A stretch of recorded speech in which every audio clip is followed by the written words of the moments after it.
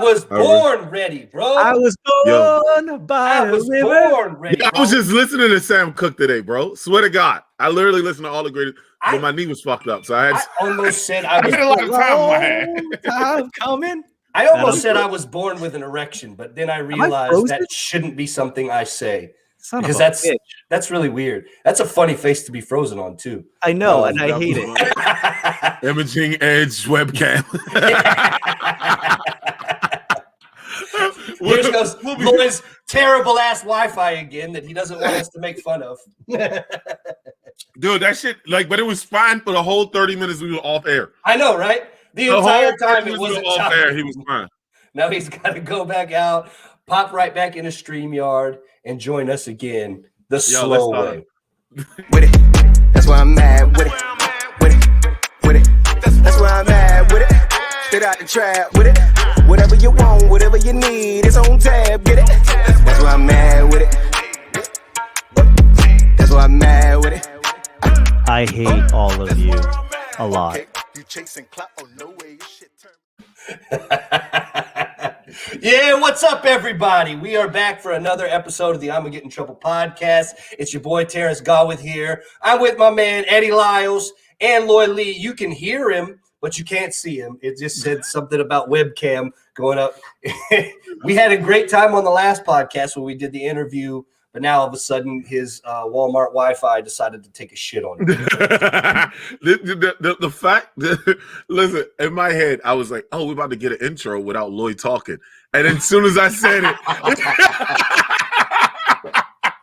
even though you can't see him, he still found a way to cut in. Right. I was like, this motherfucker, bro. Yo, how was your day today, my guy? Oh, man, mine was better than yours, bro. I didn't slip and fall. I didn't bust up no spicy beef patty. Bro, I'm still mad about the spicy beef patty. I'm not. I know that sounds fat, and I'm not supposed to say it, but I'm not gonna lie here, bro. Like it wasn't the patty that hurt my feelings. It was my dignity that I'm so that the fat man dropped his patty. You know what I'm saying? Like if anybody recorded that, they would have been like, "Damn!" But he dropped his patty, though. They would have been viral just on that because it would have been like somebody slowed it down, and then you just see the patty drop, and then all of a sudden, some asshole's going to be out there with like a DJ remix, right. Bro. All the girls in here like this. When I just go slap. The best part about it is in the little group chat that if you don't know, we have a group chat where we talk about topics, we talk about the podcast. Eddie sent pictures of the ground, and that shit, you could see the foot streaks from where the initial slide started into the whole body slide, and that shit looked like a half snow angel was in the snow. That shit looked like a broke ass snow angel. That shit hurt to the mind. Like I'm dead ass. When I didn't understand how I ended up in a split. That's the part that pissed me off. I was like, how the fuck did I do a split, my nigga? I was like, oh, my thigh muscle about to be burning, bro. Like in my head, I was my whole way to the doctor. I was like, my thigh muscle probably about to be fucked up. But you got good news, man. There was nothing fractured, just your ego. So hey, man. Yeah, as of right now, so 3 days. Your fractured ego and a fractured spicy beef patty. Yo, so the fucked up part is like, all right, so like my daughter's birthday is at the end of the week. So like I was like, I'm already working with work. Like, all right, listen, I'm gonna be here all week this week. I'm gonna be here. I'm gonna be there. I'm setting up my schedule so that I can be off on Saturday for my daughter's birthday. Because I wasn't going to work on my daughter's birthday, so that wasn't a fact. So I do all this shit. I go to the doctor. They're like, "Yo, you out for 3 days because if you keep walking on this, it's gonna hurt." My job's like, "Yeah, you're out for 3 days, but you're gonna have to make them things up." And I was like, "Bitch, I'm hurted. I'm so hurted." Nope, that's what PTO is, sir. Before I'm gonna need the HR. That was before the pandemic. Pandemic. I was like, I'm gonna need the HR's office number. Now, what's the direct line? Now Eddie's got responsibilities as the general manager. He can't just leave his people out like that. Yeah, that's kind of. Yeah, I mean, can you just manage it from the parking lot? I wish. Like, dude, the people think this shit is. I'll be honest. I was telling somebody else this shit. I kind of like, without putting my job's name out there, like, I kind of like that I went back to this particular job because I get so much free time where I like my boy says, like, you're not reading. I'm not, but I get to listen to audiobooks and learn new shit. Yep. You get what I'm saying? Like all day because I'm mostly in it by myself. So the only thing I put in the headphones, I talk to people on the phone, and I motherfucking do my thing. How do you like audiobooks, man? I can't get into it. Audiobooks are the shit. I can't do it.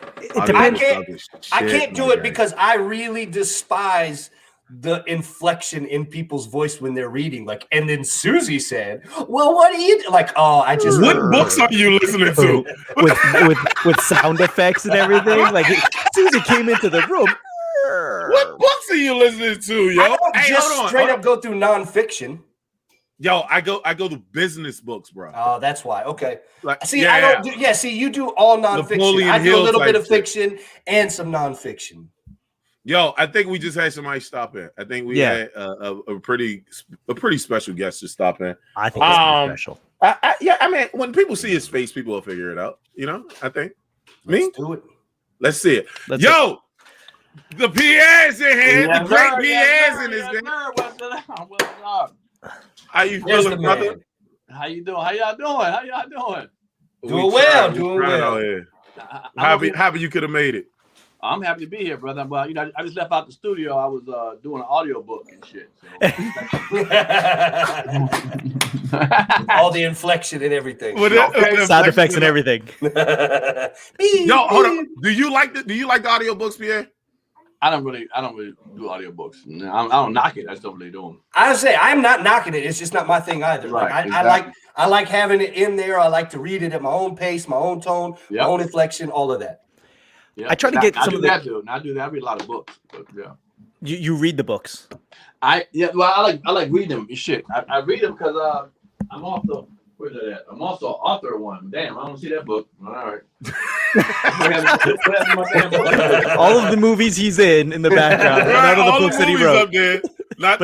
None of the books he's written. Gotcha. Like some of the classic books, I have to listen to audiobooks so I understand how it moves. Oh, look at this. My 100 homies. Pull it down. Yeah, pull it down a little bit. My 100 homies and phonies of Hollywood. Okay. Hey, so who the people you see on there? Who on the cover? Aaliyah. We got Holly. I say Halle Berry, The Rock, Mike Tyson, Eminem. Yep, Eminem's on there. Is that Chris Rock at the bottom? I say I can't tell if that's Chris Rock at the bottom. Wendy Williams. Yeah. Yep, that looks like Wendy.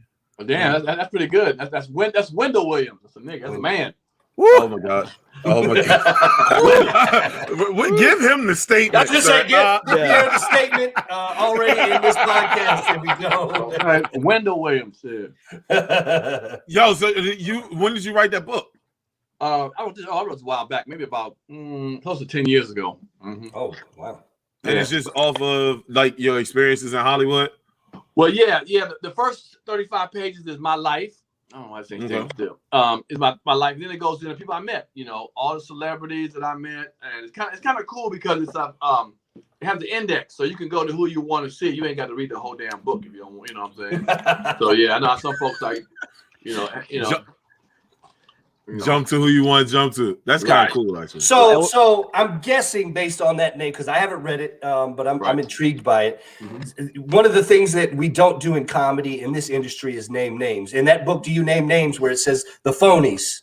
Are you out there naming names? No, I don't necessarily say the phonies, but you can go by the story that I just told, the story I told, and you make your opinion of that, And let me tell you, a lot of people read it who are in the book, Snoop, Gabrielle Union, all the people, they were like, yeah, man, I remember that. So, you gotta also remember, phony is also Hollywood. You know what I'm saying? Very true. All that is phony and shit. It's amazing how some people think that me and Halle Berry really date each other. You know what I'm saying? I'm like, y'all, it's make believe, y'all. It's not real. But I wouldn't be mad at that rumor. Well, you're right. It's funny when people always tell me, they always tell me, man, you kissed Halle Berry. I was like, shit, she kissed me, motherfucker. Shit. You know what I'm saying? I gotta lift myself up. Shit. Halle Berry just had a picture come out today with her walking in the yard with heels and no pants on. And I was like, At 55? Yeah. I mean, I'd be Eric Benet. I mean, I'm just saying, I'd be Eric Benet out there. I mean, she kept it. She kept it well. She kept it up very nicely. And the best part is what was it, Monsters Ball, right? Yeah. Is when Make me feel good. She had that Billy Bob scene. I was like, I got a chance too, damn it. Exactly. A lot of people thought that once they saw Billy Bob hit it. I got next. Shit. How could I be down? It's actually funny in the movie that I kiss, in Baps, I kiss her. We actually, that's the only take we did because we kind of ran out of time. And Robert Townsend, who directed, was like, man, forget the kiss part, just dance with her, and then so-and-so gonna walk in and y'all break up. Shit, I'm from DC, man. Ain't no way I'm gonna be that close to her and not go in for it. And that's why you see that I grabbed her head and pulled her in, because I wasn't sure she was gonna say, hold on. He said cut, he said no kissing, but she went with it. So that's the only kiss we did in that whole movie. And they kept it, so it was perfect. She's a professional. Nice. I like it. Yeah. Oh no, she about. And what tripped me out too was she could cry on cue, like she'd cry and her tears would well up in her eyes, and then they would say cut, and they would put some tissue. Wait about 5 minutes, we get the scene again, and her eyes start welling up again. I was like, wow, man, damn, that's good. Wow. Yeah, I need some onions or some shit or look how much left I got on my mortgage or something. That puts some tears in my eyes. So what took you out to Hollywood? Like, I've watched a lot of interviews with you, Pierre. Like, what actually took you out to Hollywood? Like, because you were doing stand-up first. Right, from NDC. I came up with Tommy Davidson, Martin Lawrence, Dave Chappelle, Wanda Sykes, Monique, Earthquake, Ashley Larry, there's so many people came up, with me. Well, Martin and Tommy went to Hollywood, and Martin started working on House Party, the movie House Party. Yeah. And Tommy was working on Living Color. So one of my managers used to manage him, Tommy, and we said, let's go, catch the pilot of it, the first episode. And so we flew to Hollywood to see, how Hollywood would be. And I went on the set. I was in the, backstage with Tommy, and Martin came through on the set of in Living Color.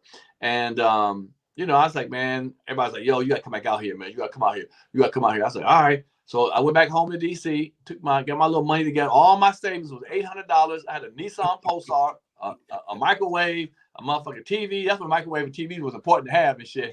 A microwave, TV, and VCR. And a whole bunch of clothes and shit. And I just drove my little Nissan Pulsar over for like three and a half days. And what year was this? Huh?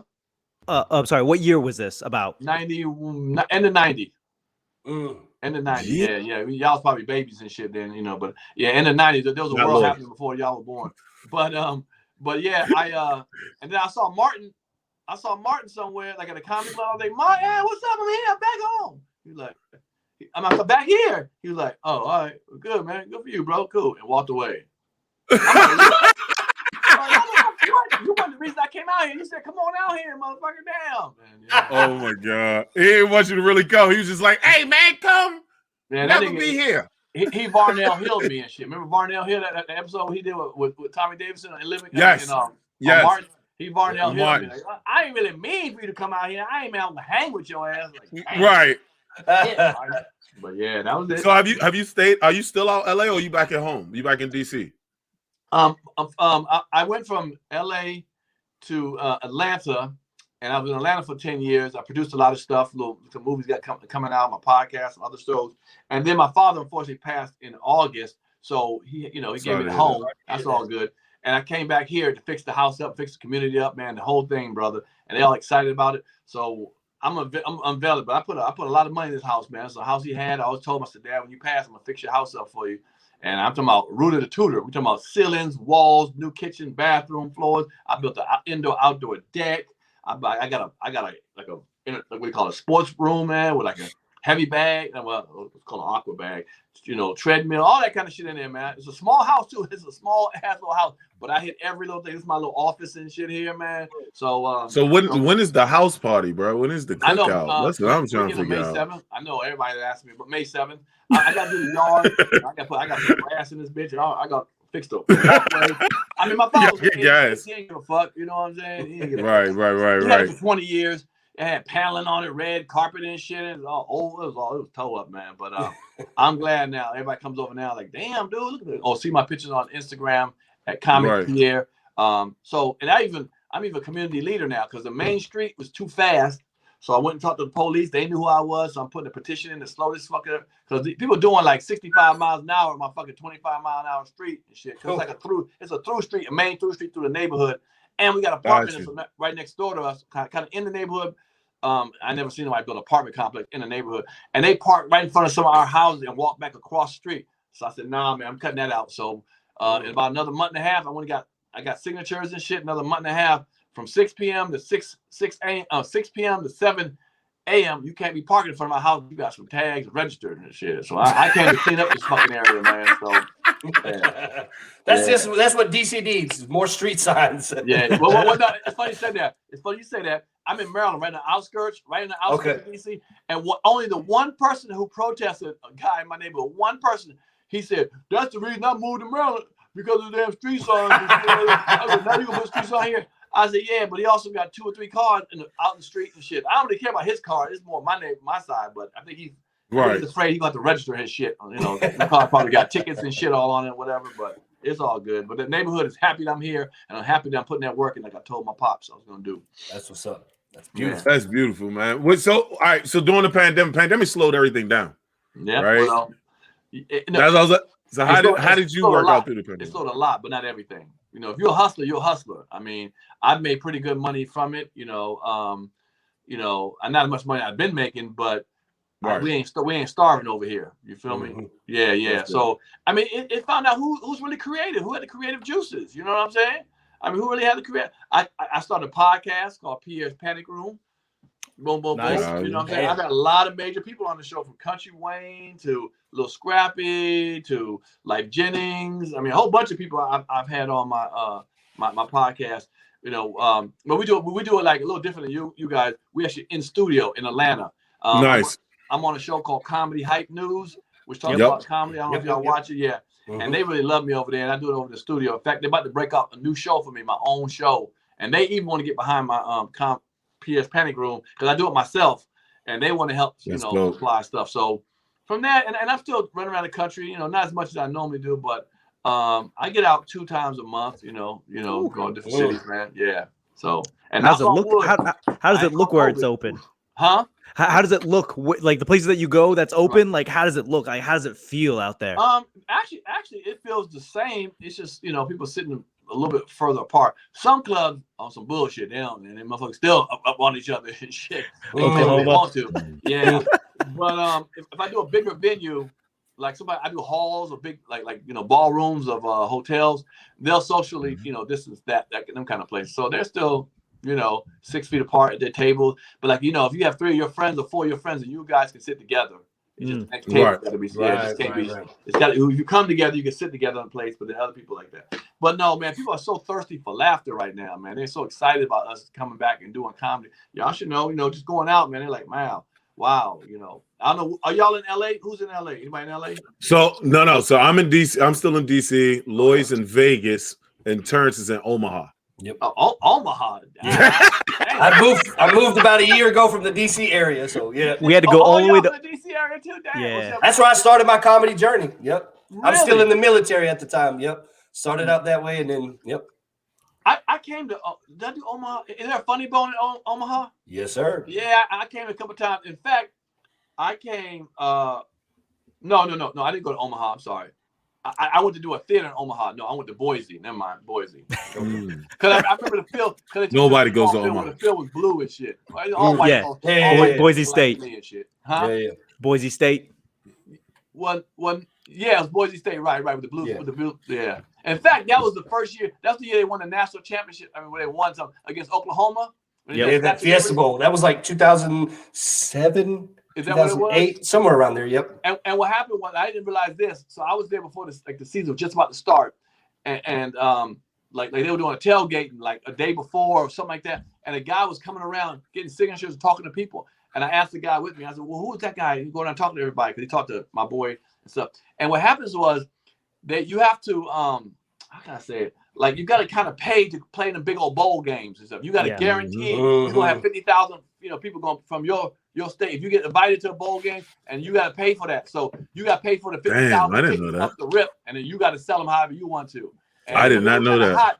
I think it was in the WAC MAC or WAC, whatever. Yeah, it was a Mountain West conference at that time. Okay, and so they was winning in that conference, but they, that's the difference in the big boys.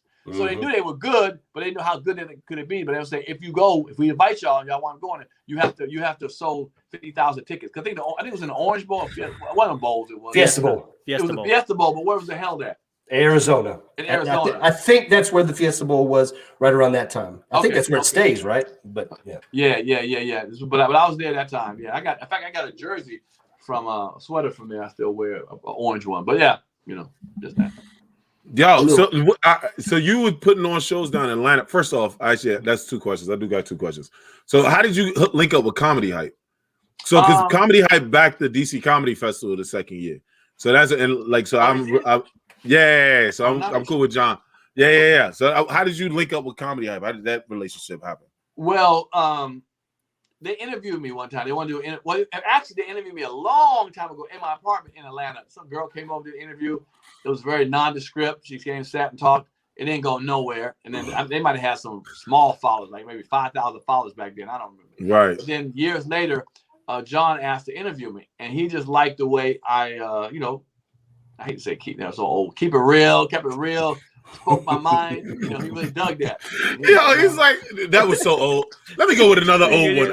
Keep it real. No. I was saying keep it real was old. I just repeated the shit. I said, he went through his Rolodex and couldn't find anything newer. I'm with you. But no, it's all good. So so he just liked my interview, and I interview. So they put me on with these 2 girls. I don't know if you've seen that interview. Yes. And I hate to say it this way, but I kind of handled them and shit. They were saying some crazy shit, and I was kung fu blocking all that bullshit. Other shit. And he's like, man, I like the comments. People are liking you, man. They're liking you. So he said, he called me about a month later. Said, I got a show idea for you.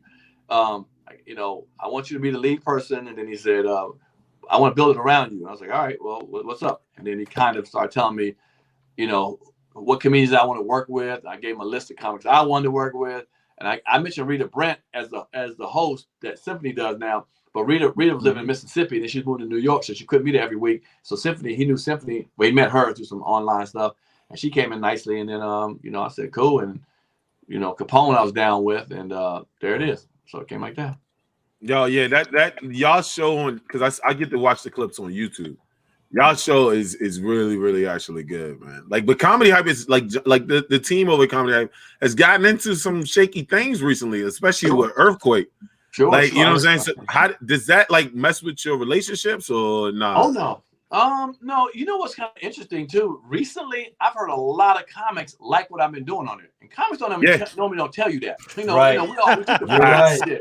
But they're like, yo, Pig, I like your shit, man. You keeping it real, man. You ain't no hater, blah, blah, blah. I'm like, yeah, so they know who I am anyway, but just the fact for them to say that. So I stopped reading the comments. I don't really read the comments. Very blue moonish. I mean, once every 3 months, I might go down and look at some comments because I didn't want it to change me. Now, in the beginning, I read them and they all 95% of them was positive, you know what I'm saying? But I didn't want to buy into that either. I didn't want to buy into nothing. I just want to do it. You guys can say what y'all want about me and whatever. And every once in a while, I would comment with people. Like, they say, man, you corny as hell. And I'd be like, yep, I'm working on my act, though, dude. I got to get better, man. Or they're like, you whack as fuck. You played out. Like, man, I'm trying to get back to number 1, bro. I'm sorry. Help me out. So I would comment back to them. And sometimes people hit me back like, nah, I'm just fucking with you. I'm like, really, nigga? Now keep that same energy, nigga. In the comments. So I started doing that. But I've been a little bit too busy recently. But John always lets me know that there's a lot of love on that page for me and stuff. So yeah. So that's a phenomenal way to handle trolls. Just hit them with indifference, Oh yeah. I think a lot of trying to get better. That was going to be my question, right? Is having the long and successful career that you've had? How have you has that changed throughout the years? I guess how you've dealt with the hecklers / trolls / the negative comments. Has it changed throughout the years? Like, did you start off aggressive, like, no, fuck you, bro, you're not going to talk to me like that, to now you grown, or have you always been? That's a good question. Well, look at this. I was about to say, I heard you used to be a gangster back in the day, Pierre. Motherfucker been joning on me for a long time. I came from Germany to Washington, D.C. looking like Willy Wonka and shit. Little Charlie from the Willy Wonka factory, long fucking hair like Prince on his first album. So I had to go to the city of DC. Where I grew up and handle that. So I've always been a guy that's kind of had a chip on my shoulder. Like, nah, you ain't gonna just because you think I'm a quote unquote pretty boy or light skin. I ain't no sucker. I'm a big boxing fan. I actually box. I box all the time. So I didn't have a problem with that. But I wound up being too aggressive for Hollywood at times. I like people just to be.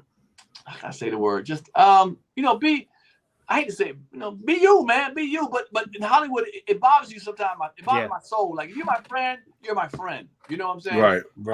But then you don't know who your friend is at times, man. You like and they dangle the proverbial carrot in front of you, and people do whatever they want to for that shit, man. Like what? You would do that? And it just sometimes hurts me. Like, I thought we were cool, man. People don't realize how vicious that fucking the Hollywood game is, man. So I was always ready to clap back.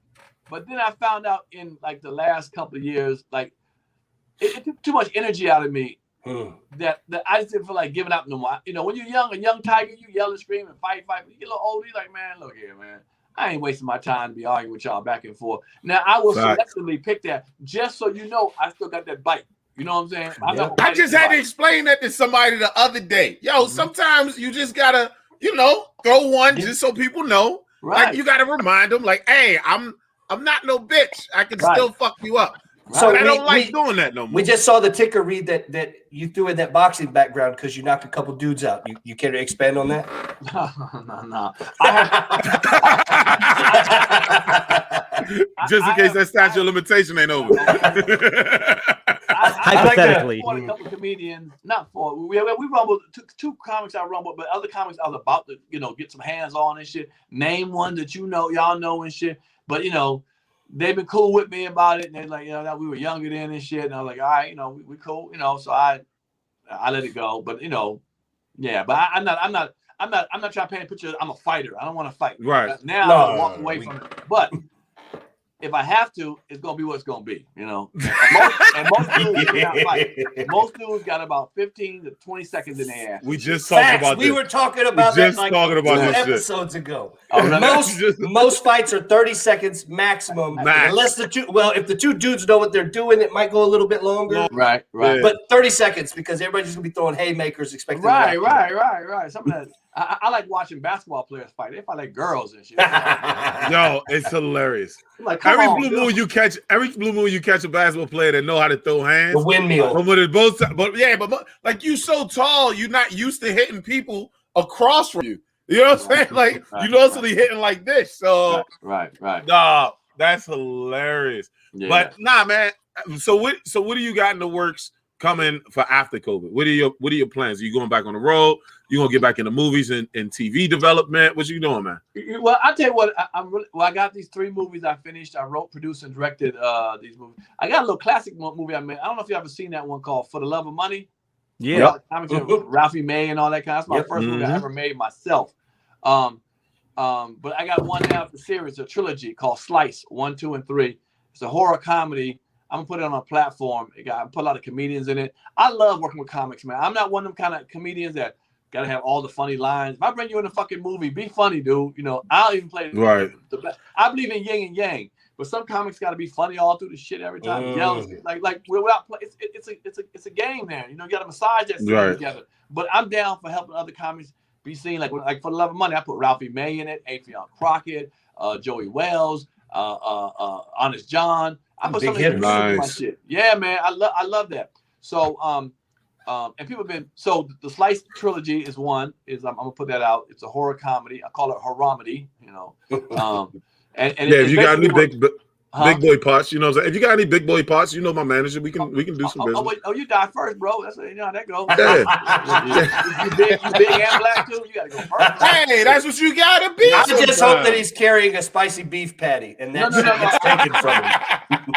It's a credit though. I might start the scene off in a field and have a slave flashback. And I get you. You can do something up, like cut your pants off. Nah, that's for Terrance. Yeah, that's for Terrance. Terrance is down for that. Right. He's wearing jorts now. Yeah. No, Terrance is the master with the whip. You, Eddie, you the first slave. And my man Mr. Lee over there he building the railroads. Sounds like somebody's getting their ass whooped in this movie. So, no, but it's just great. It only lasts like 5 minutes. But I got you in now. We working now. Now you work. Hey, I'm gonna use it as a credit. Yeah, I was gonna say it's a credit. There you go. Definitely gonna use it as a credit. So when you write stuff like this, and you said you like to work with comics and whatnot, do you find that you write the script and say you stick to it, or do you give more, I guess, artistic leeway to the comedians when they come on to be more free? Right. That's a good question. Well, first of all, I write genius shit, so you're lucky I'm writing for you. Hey, bullshit you bringing up. Hey. Shit, some of that language. No, but here as a director, I want you to give it to me the way I wrote it, and then once we got that, I'll let you freestyle one. Okay. You know what I'm saying? That's all right. Now it's your turn. Have fun with it. You know what I'm saying? And boom. But you gotta give me what I want first. You know what I'm saying? Right. I just recently about to do a play. We're about to do a play called BAPS. About to be a play right before the COVID, and a person came on the set.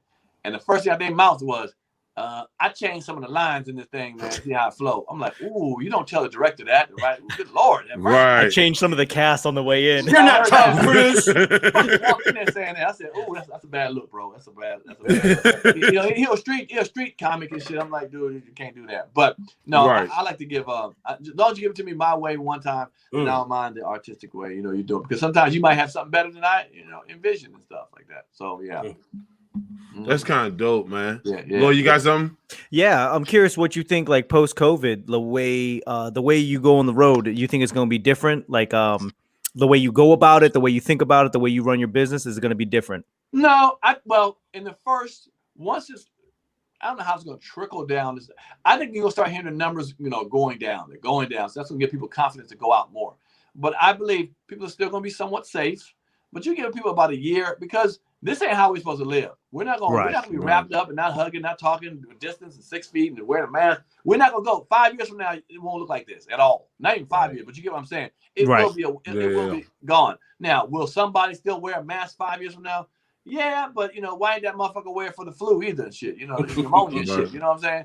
So I get it, but once it stops being a front page news thing and starts going the fifth thing, the sixth thing in the news, and you start not hearing about it no more, then people start going out again in droves. And I think because innately that's what we are. We're human beings. We need connection. You know what I'm saying? We need that. We need that live feeling, that connection and stuff. We're not machines. So look how people are not doing the right thing right now. Yeah. And some of the shit's implemented. They're like, fuck that. We see all them Karens and shit. Yeah, get that mask on. I ain't wearing no goddamn mask. Bitch, you in Walmart is a rule. You're supposed to wear a mask. I got my medical card. Yeah. You know what I'm saying? So I have a condition. So I see it. I think we can't wait to get back to how we used to live. But no, man, I'm just enjoying comics. Like I said, situations like this. You guys started a podcast. I'm quite sure that this podcast started after the COVID started. So we actually started the podcast as a show, like as a stage show, basically. Okay. So it was a comedy show, and then we basically wanted to do the comedy show and make a podcast out of the actual comedy show. And then because of the pandemic, then Lloyd moved. Terrance joined on later, but because of the pandemic, we was like, how can we make this work with all of us being in different cities and different states? Right. And then bam, and then we figured it out. So we got bigger because during pandemic because we were more consistent. We were once a month, Lloyd? Once a month show? Maybe once a month show. Like, because we worked, so it wasn't always happening. I run the festival. So I was like, I had to deal with the festival, the show here, multiple different shows going on, then my actual job and my kid and so on and so forth. So it was like, this was actually easier for all of us to, get together. So it worked out. Good. And that's the good parts of the pandemic. I think like whoever writes a book about the great parts of the pandemic, because we all see the bad. Yeah. But you know what I'm saying? In like 5 years, once we out of this part, I think when a lot of people start writing, this is one of the things that was great about that happened that was great inside of the pandemic, right? Well, one thing I liked about the pandemic, as far as urban wise, I know there's a lot of black people are starting to be in the stock market. They're starting to invest and stuff. Yeah. They weren't doing that beforehand. So just to see black folks doing that is kind of refreshing, see something different. But I just think that we all, and it also let people know that we all in the same thing, man. Black, white, Asian, Mexican, whatever, man. We're Latins. We're all, you know, we all can suffer from this situation, and we ain't nobody better than the next person through this. I mean, sometimes you need somebody that to wash out to see. Hold on, man. You ain't no better than me now. You know, we all kind of on a low, you know, a level that we had to learn how to grind over again, regrind. You start to see stars and people who were kind of not heard about. They start to blow up. You know, left to the country Wayne. You hear them all day long. And there's other comedians you've seen a lot that after the pandemic, they came down. So it's shifted a lot of stuff. You know what I'm saying? A lot of people shifted. So I enjoy that. You know, I just enjoy, like I said, what you guys are doing, man, here to have your own podcast and get it out there. Just entertaining people, man. You know, I love it, man. I love it. Okay, I know you had a heart out in 30. You want to plug your podcast again? Yeah, please. You can go to what was it, Comic Pierre on YouTube, but it's called Pierre's Panic Room. As I say, you know, look at we got all that shit. We got all. Y'all already got the merch. Merch on merch.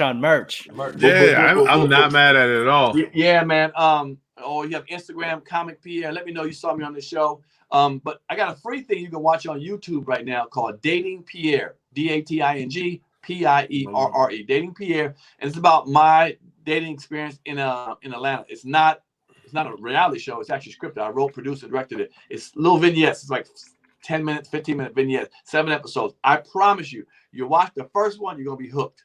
The first 7 episodes. I date pretty much blind, crippled, and crazy. White girls, hood rats, bougie girl, church girls, you name it. There it is, right there. Look at you. That's me. That's the white girl experience. Yes, sir.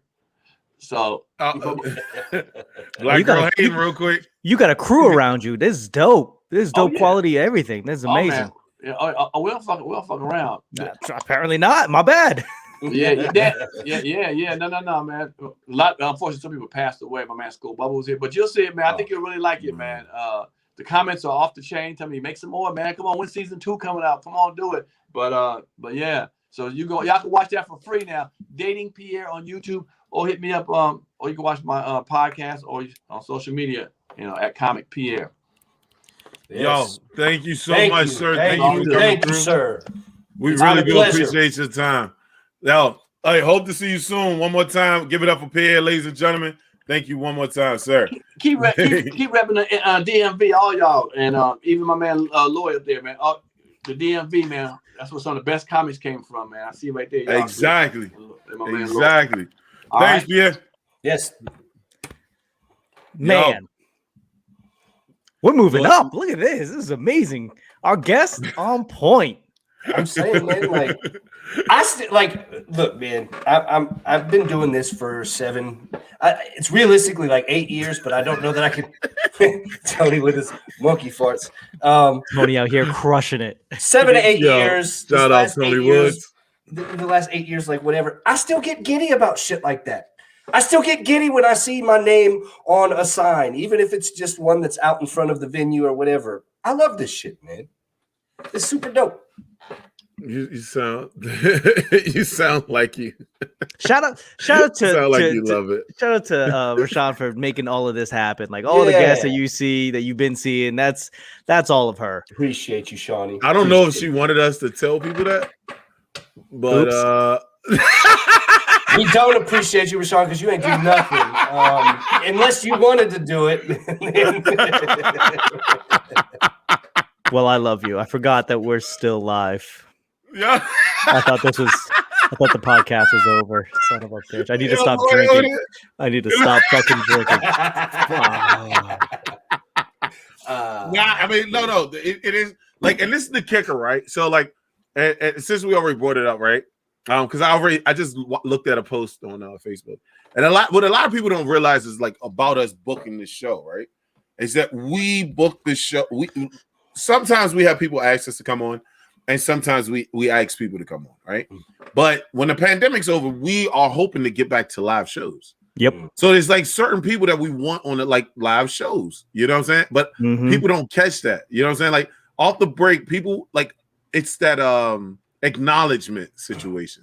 People just want the acknowledgement of like, oh, I'm thinking about you. But they don't realize, I think Bob Sumner talked about it just a little bit, like, yo, just don't say fuck us. You get what I'm saying? Like, I didn't use you right now because we're on a kick. Where, you know what I'm saying? We have so many. Like, we got 2 more interviews this week. You know what I'm saying? Like, we were doing interviews once a week. Now we're doing 3 interviews a week now. Also, like, you have to really think about this. Like, and it's like humble pie that I have to think about. It's like either have your homie on or have Bob Sumner on. Like, though, like, what would you do? What's the good business? What's the good business move? And you just have to respect that. And that's kind of the thing that we as comics have to think about. Yeah, we can get friends on at any point in those contexts. That's my point. Yeah, but if and they that get is the to backup, we just need to we just schedule it.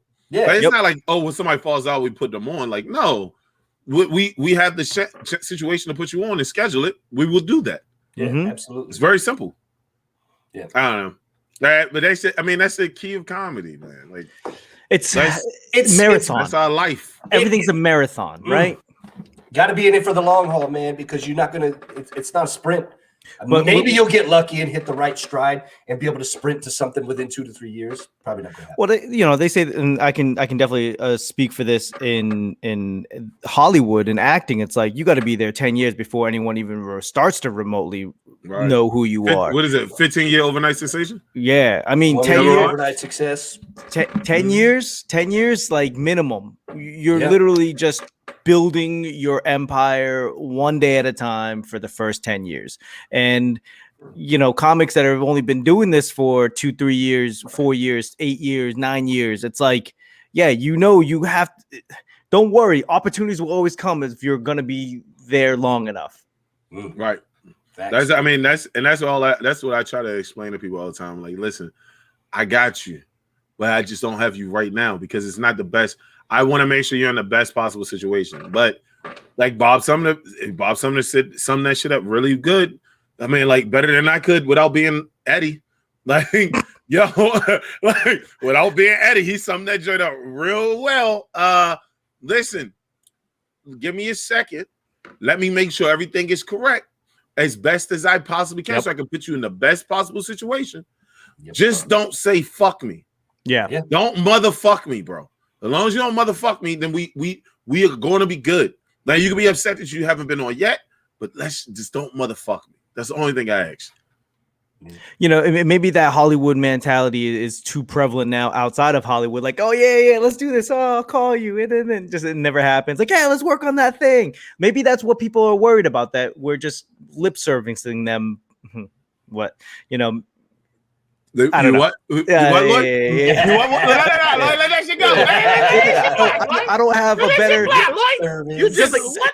Just like Pierre, like I literally went through my mental Rolodex. Like I don't have a better saying for that. So here we go. But that's why I said, like, I still find shit like this cool, right? Like, I think it's super cool that I had a chance to sit down and talk to comedian Pierre. I think it was amazing we had the opportunity to interview Bob Sumner. Like the fact that the OG Tony Woods is commenting on a fucking podcast that I'm on is super legit. And whoever else might come in the future is super awesome. I take all of that in because I remember my first year after my first show that was just enough to hook me. It was fucking horrible, man. I just bombed and bombed and bombed and bombed. And so to still be doing it, to still find the enjoyment, you got to celebrate your wins somehow, man. Just don't motherfucker. Everything's a celebration. Even when you bomb, you got to celebrate the fact that you bomb. Like it's not easy. The fact that you learned something. Yeah, you learned out what didn't work. You learned whether or not you can really hold your feet to the fire. And you learned that you didn't die. You bombed and you didn't die. It wasn't over. It's so weird, over. Right? It's so weird. Like I know my worst bombing story to this day. Like it's etched in my brain. Please, okay, I'll tell you. I was on 8th Street at a venue on 8th Street doing a show. I brought friends to this fucking show. All right.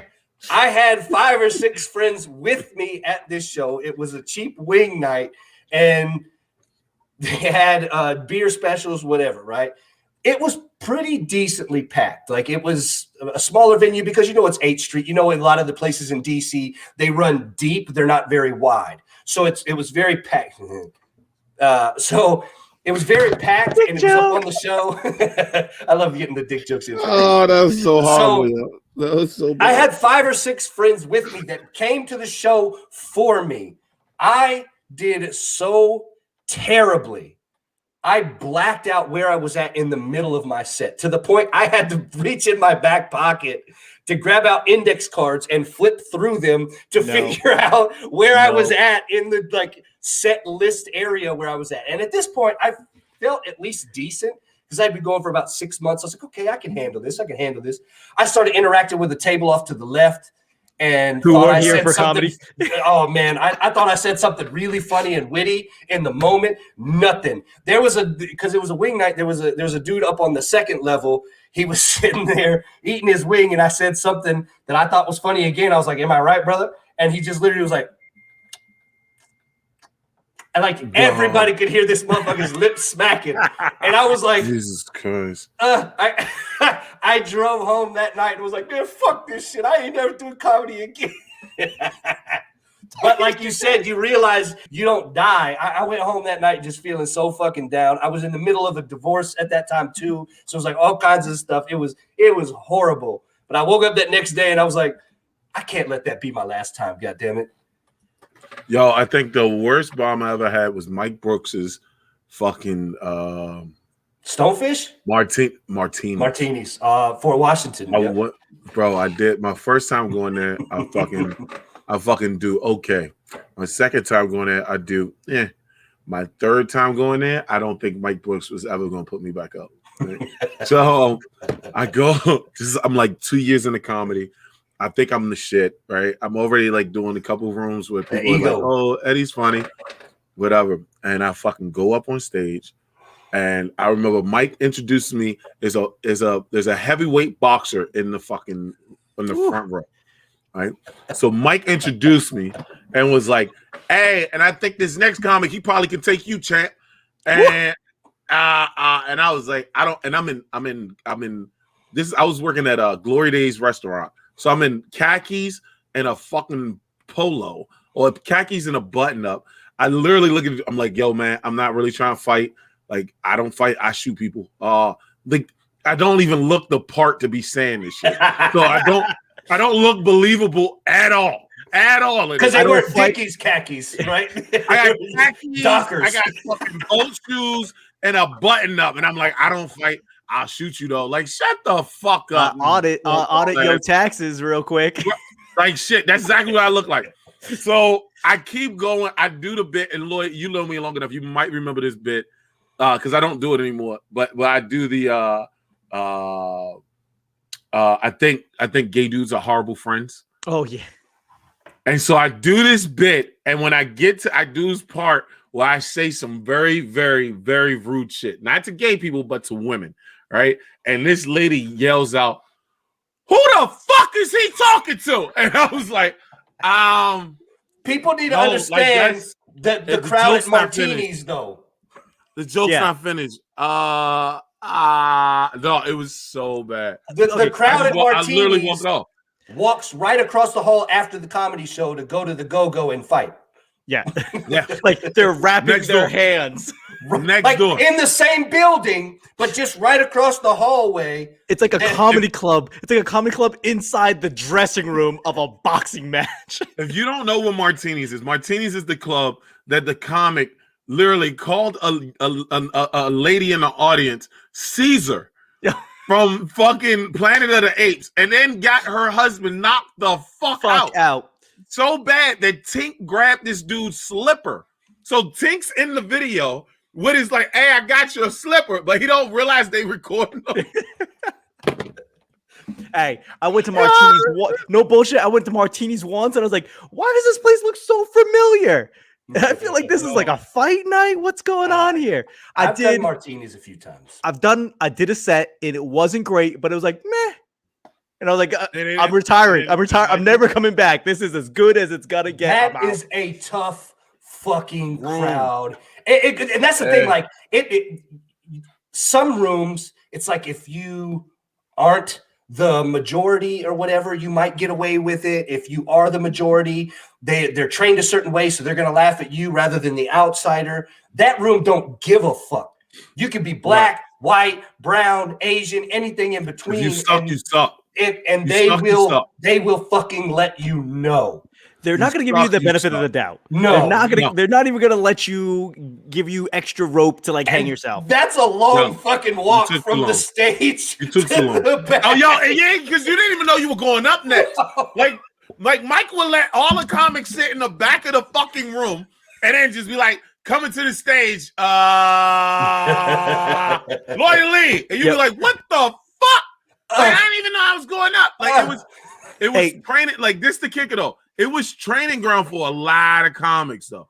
Like a lot of the comics that came out of my class that are good, all were fucking good at martinis.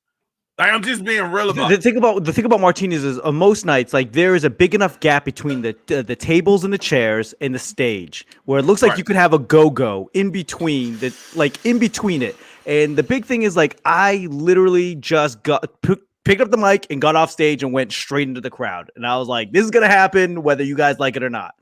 Yeah. Wow. Nah, yeah. I used to like, I liked martinis. Me and somebody was having a conversation and they were like, people don't think I don't like doing black rooms. And I was like, what the fuck are you talking? Like, I hate when people say this shit. It's very fucking annoying. It is stupidly annoying at this point. Right. And I'm like, dude, like, what the fuck are you talking about? But martinis was fun. It was just so fucking far from Baltimore. No, martinis was fun, bro. Martinis was fun. Wait. Martinis had the potential to be fun if you did even okay. No, bro. Because I'll be honest. Bro, no. It is not fun if you don't do well that night. It's still fun. You just gotta leave. You just gotta go home. But it was an hour. But it's an hour for me to drive that shit. So it was like, I'm not doing this. Like, I would get off work at like 7. I would literally have to leave work, drive the martinis, and fucking khakis and a button up. And like nobody's believing anything that I'm saying out of my mouth because I look like a fucking accountant. I look like a fat, overweight accountant. Martinis is an hour away from everything. It doesn't matter where you're coming from. It's like that anomaly where right away, it's like, an hour. Enough, yeah. You could be a mile down the street. Google says you'll be there in an hour. Yeah. Like shit. The thing is, man, I say that martinis is fun only when you do okay. Because that's a long fucking walk to the back, as we stated. Not only that, when that walk is that long and it's quiet, and then you start to hear people be like, the fuck was that on stage? Yo. That doesn't feel good. And it doesn't feel good that there's literally a Chinese restaurant like a mile down the street that's called Jackie Chan's. Like that does not fit well with me. But it's owned by Chinese people, so that's not our fault. I'm just saying, you can't put that on us, Ricky know Bobby. Your demographic. Know where you can't put that on us, Ricky Bobby. Look, nobody told the Warrior fucking Foundation to open up Jackie Chan's. Like, that's not on us, bro. Like, we just like the food. I don't give a fuck. Fuck you, yo. Why you still mad at the Warrior Foundation, bro? Oh, I'm not. I'm not even familiar what that is. Tell me more about the Warrior Foundation. It's the Bruce Lee's movie. Oh, what's the promo code? Bruce Lee. What's the promo code? Lloyd, do not do this. Oh, you mean the promo code Winter30? Flat rate shipping $7. $65 and up from lugs.com. Can y'all stop, yo? Can we, like, it's starting to hurt my feelings. No, this is what we said, man. This is speaking blessings into existence, and we're. This is not what I meant when I said that. This is not what I meant when I said that. I guarantee. Here's the thing, Eddie. Would you take that bombing that you had at Martini's in your shitty khakis and boat shoes and button up 5 times, or would you wear a pair of lugs once? Would that bombing have been better if you were wearing lugs that you got buy one, get one, and 25% off? Might have given you more street cred. No. Walking in there with a set. What is wrong with you? I mean, it would at least give you a few inches on those. Didn't you just have a picture of you and your son with 11s on? Yeah. Like on Facebook? Yeah. Stop talking about lugs, Turn. No. I'm so serious, bro. I would expect this shit from Boston Lloyd. Like, why? Because you're from Boston, what does that have to do with lugs? I don't know. Ain't they from up there? Some shit. Pack your car. No. Pack your car. You Pack your lugs. Nope. Pack your lugs. That sounds like some shit an old Boston white lady would say. You got your lugs. Jordan, so what? I mean, it's weird that you like lugs. Has Eddie ever left the DMV area? Like, do you know? Yes, I just thought it would be something that boss. Like, I don't. Incorrect. I've been to Massachusetts. Wrong. My nephew's in Massachusetts. I don't know. He's in Amherst, which is definitely not Boston, but okay. I mean, hey, this I'm gonna be honest. I did not realize that Mass was so big. So like I'm telling Lloyd, I'm like, yo, we taking my nephew up to Amherst. I might stop in Boston or something. He was like, that's 2.5 hours away. Yeah, like that's not even fucking close. I've never been that far north. Oh, for real? Not far northeast, no. Yeah, I mean, once your ancestors got off the boat, they're like, we're never coming back here again, and they just for real. That's where they immigrated to. Midwest. It was Boston, man, from Dublin. Yep, Boston from Dublin to out. Boston, and then they're like, "Fuck this, guys! I heard there's got 40 acres and a mule somewhere." Yeah, that shit's too cold, bro. Boston. Terrance, I don't know if you know this, but Massachusetts does not like black people at all. I've heard. Is there a place in America that does? I was about to say, DC. Not true. Well, I was gonna say, not true. Hashtags DC mute the music. DC used to, because DC used to be the chocolate city, man, and that's now it's not. I know. Yeah, I was gonna say. I think when the South lost, they just pointed to the furthest city north and go, "That's the racist places on earth," and then they just shut down their phones. Boston's so racist that they took menthol cigarettes away from the entire state. Like Massachusetts, that I was like, that's kind of no Newports for y'all. no flavored cigarettes whatsoever. No menthol whatsoever. I was like, I can see how. I was like, when you did that, they stopped. Like I was literally, we were about to buy cigarettes. I couldn't even get I couldn't get a Black and Mild wine tip because it's a flavored. I was like, motherfucker, bro. We can't outlaw black people, but we'll outlaw everything they like. Yeah, we take away. Like I was like, Mr. Sweets, get them the fuck out of here. That's the fucked up part. It was a black dude in the store when I asked for this shit, and he was like, "Yeah, I know." Like literally, I said, "Can I get Newport black?" And she was like, "Oh no, we don't. We got Newport reds."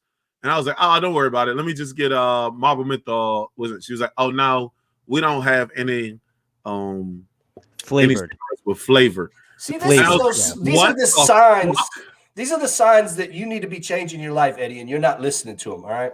So you went up to Boston or Massachusetts, wherever, Amherst, and you couldn't get the cigarettes you needed. That was a sign. You should have stopped smoking. Today, you dropped your spicy beef patty. That was saying, Eddie, go on a diet, bro. Like, and you just keep ignoring these signs. You slipped and dropped your beef patty on ice. I was eating breakfast, you piece of shit. You dropped it on ice. Listen, hold on, Terrance. You dropped it while he slipped on ice. What is ice? Water. You need to drink more water and go on a diet. Yes, Eddie. Yes. Oh, that little half snow angel that you put out when you fell. Water. Turn back to the Lord, Eddie. Turn back to the Lord. Stop crying. Buy Jesus. Buy yourself some Jesus. Stop cussing. A gallon of water. I can't what you motherfuckers said. All you need is Jesus and water, bro. That's it, brother. Yo, I actually did order like a shit ton of gallons of fucking water. Just to be safe. A shit ton of gallons of water. Yeah, no, I literally ordered 15 gallons of water. Man, speaking of gallons of water, you guys watch that murder hotel, the murder mystery at the Cecil Hotel on Netflix? No, what the fuck is the Cecil Hotel shit? Anyway? So do you guys remember it happened like 7-8 years ago? That girl that was from Canada, she was an Asian girl that went on a random trip to LA. To LA. She went to Cecil Hotel, which is in Skid Row. And if you know anything, Skid Row is like one of the worst neighborhoods in America, period. It's like an open air drug market. So this is a 4-part documentary. It wasn't half Snow Angel. There's a 4-part documentary that's talking about the girl Elisa Lam. I'm only on episode 2, or we finished episode 2. This shit's crazy, yo. I remember seeing this in the news. So do you remember that creepy ass video of her like in the fucking elevator being like and doing all of this? Yep. Shit's weird, right? But then it wigged my lady and I out more because the lady that was the general manager at the time, she's like, I was a general manager for 10 years. And we had about 80 deaths. Yep. Bitch. It's Yeah, but what the weird thing was, they find her in the water tank. In the water and tank on the roof. There was people that were like, yeah, I was brushing my teeth and drinking that water and it tasted funny and da-da-da-da. Come to find out it was this. And it stayed fucking open after the initial investigation. It was just receptionists and such got tight-lipped. Pre-COVID. If you haven't watched this, watch it. What the fuck? It is fucking nuts. The LA video, I remember it, it's creepy. The video is creepy. But it's just when you start to learn about details, because the thing I didn't know, the Night Stalker, Richard Ramirez, was killing people and going right back there because it's where he lived. Motherfucker's been staying in that hotel for like 30, 40 years for like $17 a week or some shit. It's crazy, bro. In the middle of LA. So it's one dude that stays in that hotel for $17 a week. There was like multiple, man. It's a crazy fucking story. So LA, like if you watch movies from the 80s and 90s of people moving to LA, like they live in hotels. Real quick. So was this lady white? No, she was Asian. The girl that got murdered, the girl that went disappeared. They I don't know if it was a murder. I don't know what it was. 80 murders in 10 years. 80 deaths in 10 years while she was. That's what she kept saying. And the bitch is wigging me out in general. But and nobody shut down the hotel? Bruh, it only got shuttered in 2017, and they shuttered it for renovations. Meaning that bitch is going to open again. They're just finding body parts and floorboards and shit. They were talking about it. Like she was complaining as the general manager. She's like, it was always so weird to me that people would come up and be like, did somebody get murdered in this room? I never really got over that question. Bitch, you clearly did if you were the general manager for 10 fucking years. Like 80 deaths. How many rooms do you have? 70? I told my lady, I was like, look, if I'm a general manager at a hotel, I could forgive 2 deaths/murders. Well, murders specifically, because deaths could happen at a hotel. You get old people, random shit happens, somebody overdoses. I could maybe be like, oh, okay, I could overlook that. You passed 2 fucking murders. I'm not going to be the general manager anymore. Hey, I'm done. Dog, 2 unsolved 2's a coincidence. Murders. 3's a trend. I want to see this. I got to see this fucking Drake. So it's crazy, it's just a straight dog. Dude, I'm telling y'all haven't seen the Operation Odessa yet? No, not yet. No. You have to. Like you talking about, I'll watch this Skid Row shit if y'all watch that one, yo. It's called the. I'm being so serious. It's about the Cecil Hotel. No, right. I'm telling you, there's no way the general manager does it. Like, there's something shiesty in her eyes, man. Like, her eyes are too wide for me. Like, I hated her tone, and plus she does that like. She does that typical like white lady Karen type shit where she always finds a way to spin it back as to like, well, if they thought it was bad that they were drinking the water, imagine how we felt working there. Bitch, you chose to work there. Like, what the? It's like your eyes are so wide open. Why did you not see everything? I'm telling you, people with wide open eyes and the motherfuckers with their eyes too close together, I don't trust them. Period. Too far apart, like a goddamn hammerhead. Oh yeah, that too, man. Just find that blind spot right in the middle of their face. Oh man, it's something crime hotel, the mystery of the Cecil Hotel. He's the general manager, Carol Baskin, Brandon Johnson. I hate that winch too. But yeah, that shit is nuts, man. Nuts. I remember I was in LA at that time. I remember seeing that. I remember watching that shit. Just the video in and of itself is creepy as shit because she's like just hiding behind the little corner, like, and nobody's there. Nothing's there. Like nothing is there. Do you think? What do you think it was? I don't. Considering that there was, I don't want to spoil it, man. I don't want to spoil it. Nah, fuck it. Okay, so they're saying this shit. They're saying that she was bipolar, right? But it also seemed like she had a helicopter mom, right? That didn't allow her to do a whole lot. Speaking to the fact very early on in the documentary, she was like, I finally get to leave the home. She was 21, and the only condition for her to be able to leave the home in Canada, I think it was Toronto, I could be wrong, but she was only able to leave Canada if she called her mom every day. And so she was, on top of that, bipolar. On top of that, it was in the middle of Skid Row. It's just fucking weird, man, because as you goes along, you start to find out she stayed with people that she met online through Tumblr somehow. I don't know, man. It's nuts. It's nuts. So yeah, I'll watch the. So it's about the murder. It's or about the investigation of her death. disappearance of Elisa Lam. But when they're doing it, they're talking about everything. Yeah. So did you ever watch or hear about American Horror Story? You never heard about American Horror Story? Yeah, okay. I've heard of it. I never watched. Okay. I don't watch horror movies, dog. I'm a bitch. Well, it's a season. It's a TV show. Hold on, pause. Why the fuck are you watching shit that is meant to scare you? That is the dumbest shit I've ever heard. I love that shit, man. I like getting creeped out of the house. That shit is stupid. It's not stupid. It's fun. You want me to watch fucking people with two heads? Long story short, here's the thing. They're the 4th or 5th season of American Horror Story. They're all the same cast, but they play different roles. Suffice to say, whatever. They came out with a hotel. They came out with a hotel season. The hotel season that they wrote was based on the Cecil Hotel. So when they do, yes, thank you. See, Laura knows what I'm talking about. So, Laura, if you haven't seen the Cecil Hotel ordeal, that shit is based off of the hotel from American Horror Story is based off the actual Cecil Hotel and the shit that was going on. Like I said, they had serial killers, legit serial killers, including the Night Stalker, the dude that had the pentagram on his hand. And when they convicted him, he was like, fuck you, hail Satan, and then walked off. That dude lived there for months. They say he would murder motherfuckers in the alleyway, strip himself of all his clothes except his bloody ass underwear, and walk up several steps or flights of steps to get back to his room. Like crazy shit. Crazy shit. My homegirl Laura is fucking going nuts about this shit. I sparked her off. My bad. Yo, did you ever, bro? Good. It was like white people unite. And like, because white people love horror movies and we love like serial killer documentaries. That's what the fuck that we're shit into. Is weird. That shit is so fucked. That's why white people got so many fucking serial killers. No, that's not true. That's not true. It's not true. Because all you do is watch serial killers.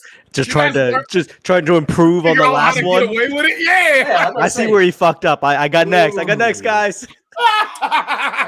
He walked upstairs in bloody underwear. That's where he fucked up. Bring extra underwear. Yes, I will. I love horror movies. I'm gonna watch the doc. I'll watch the documentary. I don't listen. I'll tell you right now. Listen. So if you watch horror movies, you know this one movie. There's a movie called The Descent. Creepy as fuck. It's very creepy and it's very weird. It's not super, super scary, except for like 2 parts throughout the entire fucking movie. It was very unique. I've watched a shitload of horror movies. Now, so the fucking commercial was a certain part, right? I'm in the movie theater. I'm getting weirded out. I was like, I'm not dealing with this. I need to get some more like nachos or something. I stand up. As I stand up, the part from the commercial, like it does one of those joints, like I don't know, like you know, like they make the sound really loud. They flash something in your fucking face, and it's a goddamn demon's head. I trip, and it looks like I run out of the movie theater. I swear to God. Eddie nacho cheesed himself. It was on the floor. It's not for me. It was on the floor. I was bro, I'm good, son. I love good horror movies, man. I like getting creeped out, man. It's fun. I'm good. I like thrillers. I'll be honest with you. Like, I'll do a thriller. Like, there's certain movies that's like a thriller that I can pull. Like, Get Out. A horror is just like a little step past the thriller. That's my point. Like, the thriller is like you're trying to figure out what's happening, and it's creepy. But when they start throwing in the shit with the loud sounds, and then they just got shit bleeping upside down. Listen, anything with a goddamn doll that's a horror movie. So you don't like The Conjuring? No. Pansy. You got to watch it. The Witch. No. Hereditary. See, I can deal with horror movies like Supernatural, Ghosts. I can deal with all that stuff. It's when like suburban kids run around killing people, like The Strangers. The Strangers is an excellent horror movie. The Purge. No. See, Scream. The Purge was good. I can do that. Scream. Saw. Because I can see what about The Strangers, where motherfuckers was like in a secluded house because they were in some sort of like honeymoon ordeal? No, this is what I mean by I can't deal with like you remember 13 Ghosts? Yeah, that's good shit. Oh no, bitch, that's good creepy shit. I liked the movie until I didn't like the motherfucking movie, bro. I mean, like I was like, oh, this is a good. Oh fuck no! When they killed Rod Digger, that was so fucked up. It was so good though, man. That was another one. Like it was very. I give points to a lot of horror movies that are unique. Because I've seen the little cheap, shitty jump scares, like where somebody's taking a shower, they close the fucking mirror, and then and the motherfucker's in there. Like, I don't care about that stuff. That's man. Give me something that builds and is different and unique. Like I said, The Witch. Fuck me up mentally. Final Destination, man. I thought it was a corny ass movie, but it sticks with you because every time you drive behind a motherfucker with logs on their shit, you're like, come out. Downshift, slow down.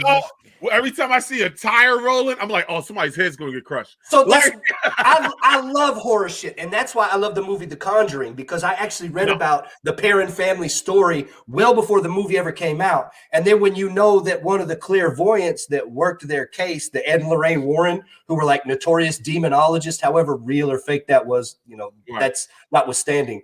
But to get their story and the behalf of like this demon possessed them and shit, man, that stuff is creepy. I love it.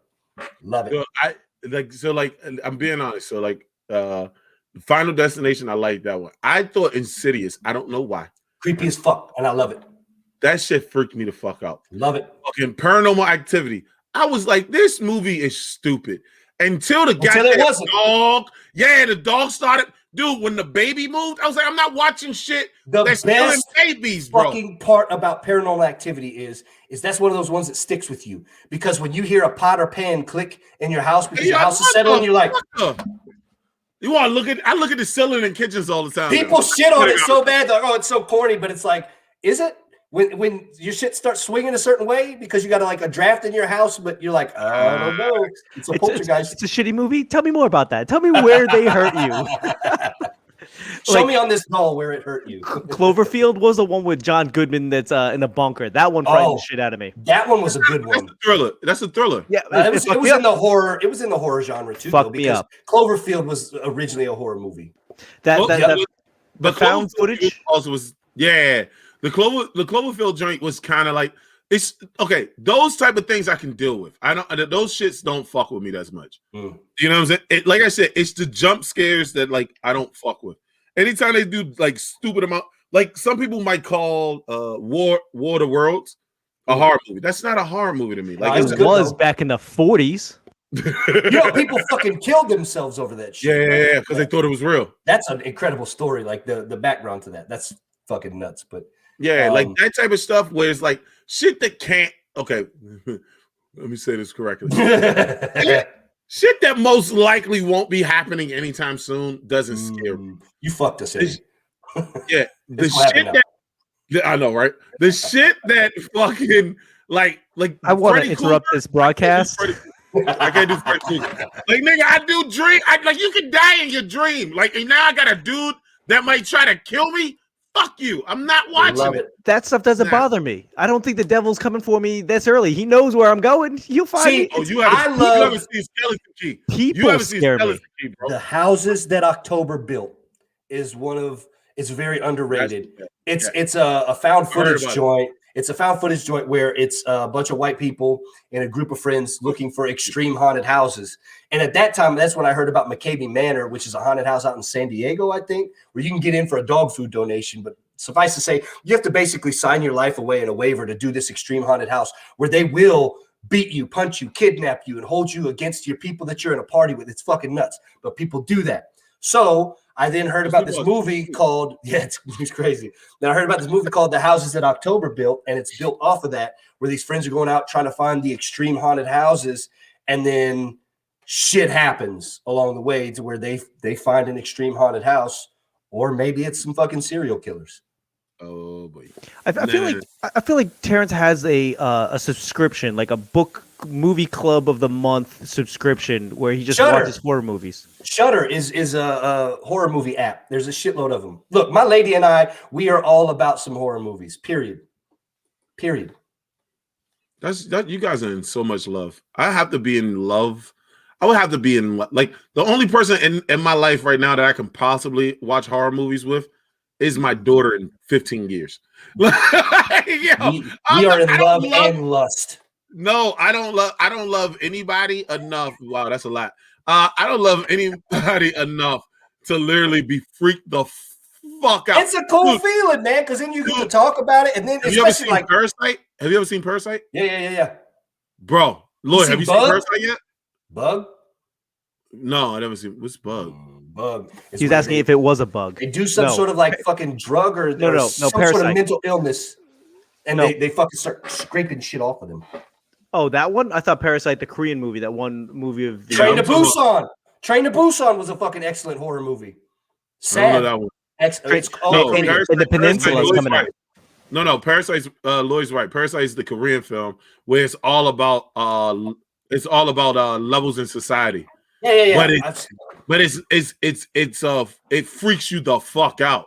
And it's not a lot of blood. It's no real jump scares. It is a couple, but it's not really bad not at really, it. No.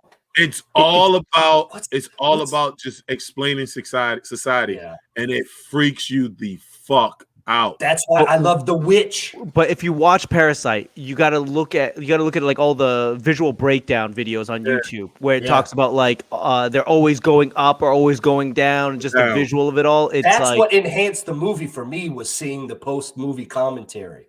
Because I like to do that from certain movies. But if you like that, if that freaked you out, I think The Witch was fantastic. Did that, but it did it from like a Puritan colonist point, to where they get exiled from their Puritan colony because of the dad's arrogance. And then all of a sudden shit just starts falling apart because they're not a part of the colony. They've got to farm and do everything on their own. And, oh, hey, by the way, we're at this time where we believe witches are real. We think one's out in the fucking woods. And now our baby's gone. The Blair Witch Project pissed me off. All of those fucking joints where a stupid amount of jump scares I can't fuck with. Sorry. Like, Blair Witch was no real jump scares. Blair Witch was just a jump scare. It was an hour jump scare buildup, and that was it. Oh, was it just one? I mean, it was like pivotal for that time. That was like the original found footage horror film. They made it with like $12 and made $1 billion. Yeah, because they were like, "This is what we found," and then you get like 40 other ones that fucking do it after. No, because I thought the marketing for Blair Witch was everything. That's what I'm saying. They were like, "This is a true story, and this video was found, and these people went missing." Blah blah. It was all this big mass marketing campaign to sell it. So when people went out and watched it, even though nothing really happened in it, it was that suspense. It was that your mind plays tricks on you while you're out doing this, kind of like a Paranormal Activity, kind of like The Witch. It's pretty fucking good. I like shit like that. Lloyd, I'm recognizing that Terrance is so excited, and you don't like to talk through people. So every time you start, Terrance interrupts, and then you just stop. You got me excited. My bad. I'm trying to just nurture his excitement. Like, Terrance is usually like sitting in the back seat for a lot of things because he doesn't want to step over people's conversations. But this is the first time he's like, fly, little bird. Fly. You groomed me today. Yo, every time Lloyd starts, Terrance like interrupts. Like every time he interrupts me, I just keep moving. Every time he interrupts Lloyd's like, all right. I'm just excited Terrance is talking because a lot of times he's just kind of like, I'll do the intro, and then he does the intro, and then it doesn't say anything. I don't want to step on you guys, damn it. No, fuck horror movies. That's all I want to make sure you know. That shit's good. But back to the original, what kind of sparked it. The Cecil Hotel, it's on Netflix. It's a 4-part, about an hour long per episode. It's fucking weird, man. It's weird that hotel can still exist and operate. And just a quick blurb of shit that we knew about now in the documentary, and then things you found out about. And then also having watched the season 5 of American Horror Story and seeing that it was inspired by that hotel, and the weird shit that went on with that is pretty intense. Like I said, I remember I was in LA when this happened. Like, I remember seeing this. I remember seeing it on the news, and they talked about it, and it was crazy. And it's one of those things where like I'm afraid to watch the documentary, just like, it's like, it's triggering, where you just sit there and go like, hey, I literally live 30 minutes from there, like I've been in that area. I don't want to know. I'd like to live in ignorance at this point. Ignorance is bliss. Yeah. I can't get over that YouTube video, man. Like it's because I remember seeing it back when it first kicked off, and then seeing it back through the documentary. It doesn't answer things the way that I would hope that it answered things. At least not yet. I'm not finished, but and they won't be weird. able to answer it. And that's the thing. Like, you could literally read the news articles and you find out what's on the documentary. The documentary is going to just show you how fucked up it was. Yeah, fuck, man. Oh. Let's talk about fighting real quick, bro. Spencer, you put up the article. You said. So I am a big fan of Oklahoma, the Oklahoma University Sooners, Boomer Sooner. So one of their wide receivers, who's actually, as of right now, just one of the placeholders for kicks, got into a fight in one of the bathrooms of a bar in Oklahoma, which we understand, right? We've all been there before as young guys. When you go to these bars, fights happen. Somehow something happened where they said, get the fuck out of here. And Spencer's a tall football player guy. He's a wide receiver. He's got a good head and a half of height over this kid. And he shoves him.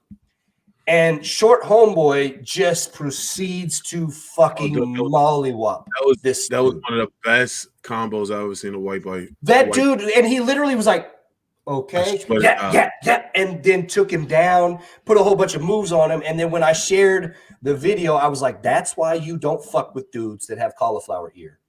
You don't do it. No. I think we talked about this before, though, about not fucking with dudes with cauliflower ear.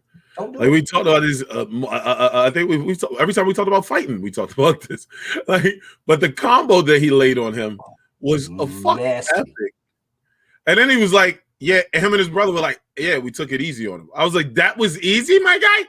And they said he almost lost an eye, dude, from getting punched because his orbital bone was fucked. You can't have that happen as a football player. I'm being so real about it, yo. Like, do you understand how bad his team is about to fuck with him? Like, bro, you lost a fight in a bathroom at school. Do you understand how bad that is as a football player in college, bro? I definitely want to know what sparked it for sure. Yeah. Because to me, you guys watched the whole fight video? Yeah. Okay, so you saw like somebody was there recording before the fight kicked off. So I'm automatically wondering, was this set up to be something? Yep. See, there's the initial shove by Spencer Jones. Dude's like, all right, back. But he smacked him to set it up, which was the part that was like, yes. Did the takedown even? And then his going at it with his brother? Like, oh my goodness, man.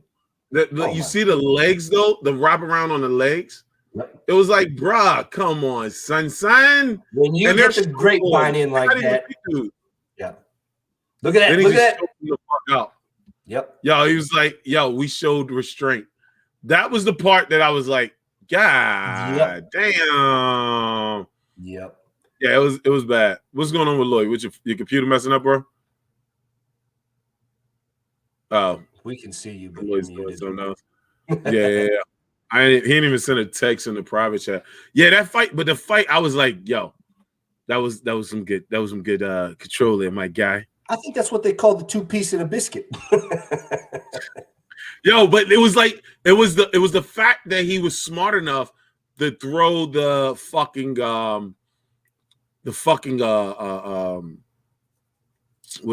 distraction punch. When he punched, he said smack and then hit him. You know what I'm saying? Like, he threw the distraction just so he could rock the fuck out of him, bro. How funny is that, or in timing wise, like not funny in general, but how crazy is it that we were just talking like 1 or 2 podcasts ago about how most dudes will sit here and say, oh, I could fight or think they can fight, but they don't even know how to read when a fucking punch is coming. And that's evidence, right? You got a dude that has been around machismo type, manly-ish things, likely most of his life at this point, to be recruited to a big-time university. So he probably thinks a little highly of himself when it comes to him versus the average guy. But it's a quick fucking reminder, if you see the cauliflower ear, stay fucking clear. But this is a kicker, right? I fought cauliflower ear. The point is that you cannot allow somebody to punch you first. If they punch you first, they're most likely going to win. That's why I always punched first. Like, I don't know why this is hard to like understand. I'm not gonna let you get a punch off, bro. Like that's stupid. I'm gonna hit you first, and then we can go after that. Or I'm gonna give you the I'll let you get the first punch. And when I see that flinch, I fucking try to take your head off. Yep. Like, this is why I'm so happy I'm fucking older now. like, bro, this is why a nigga is so old now. Like, I don't do stupid shit like fighting bathroom stalls anymore. Yeah, that shit is dumb. Foolishness, man. That's it's just, especially as I've gotten older, you know, like I said, 10, 14 years ago, I'd have been with the shits, as they say. I'm not with the shits now. I've got a kid, I've got a life, and I understand how damaging that shit can be. I feel confident in being able to hold my own against most people, but I'm still going to try and de-escalate that thing. And once I realize that shit is inevitable, well, I'm going to headbutt you or I'm going to punch you in the throat, man. Like, that's just how it's going to be. Let me punch you in the throat, son. Yo. All right, let's get out of here on this shit. Ladies and gentlemen, it's I'ma Get in Trouble podcast. Terrance G, Lloyd Lee. Oh my, could you stop with that, please? It's so dumb, but I can't stop now. It's a horrible snowball. That shit, it sounds worse than my fucking half snow angel looked. That's why I'm mad with it. With it. That's why I'm mad with it. Straight out the trap with it. Whatever you